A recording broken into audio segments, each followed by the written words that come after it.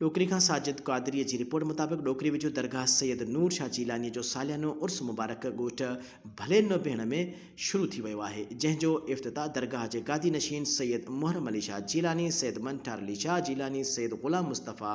जीलानी, दीदार अली भेण ऐं ॿियनि दरगाह ते गुलनि जी चादर चाढ़े कई, जॾहिं त मेहदीअ जी रस्म पिणु मुनक़िद कई वई, जंहिंमें काफ़ी तइदाद में मुरीदनि अक़ीदतमंदनि शिरकत कई। उर्स मुबारक में मेलो पिणु लॻायो वियो आहे, जंहिंमें मौत जो खूह, चिड़ियाघर, झूला, रांदीकनि जा दुकाननि खां अलावा मौत जो मलाखड़ो पिणु मुनक़िद कयो वियो, जंहिंमें सिंध जा मशहूर मल्ह पहलवान मुक़ाबला थिया, जंहिंमें मल्ह पहलवाननि मोर आवाण, मजीद आवाण, महसन भेण, मोहम्मद आलम, अली मोहम्मद, अली नवाज़ समेत मल्ह पहलवाननि हिस्सो वरितो, जॾहिं त वॾेरो दीदार अली भेण ऐं सैयद मुहर्रम अली शाह, सैयद अशरफ अली शाह, सैयद इक़बाल शाह ऐं ॿियनि मल्ह पहलवाननि खे इनाम पिणु ॾिना विया। उन मौक़े ते दरगाह सैयद नूर शाह जीलानी जे गादी नशीन सैयद मुहर्रम अली शाह, वॾेरो दीदार अली भेण चयो त हर साल जा हिन साल बि उर्स मुबारक में मल्ह मुक़ाबला, सूफ़ी राग रंग जी महफ़िल ऐं नात ख़्वानी पिणु मुनक़िद कई वई।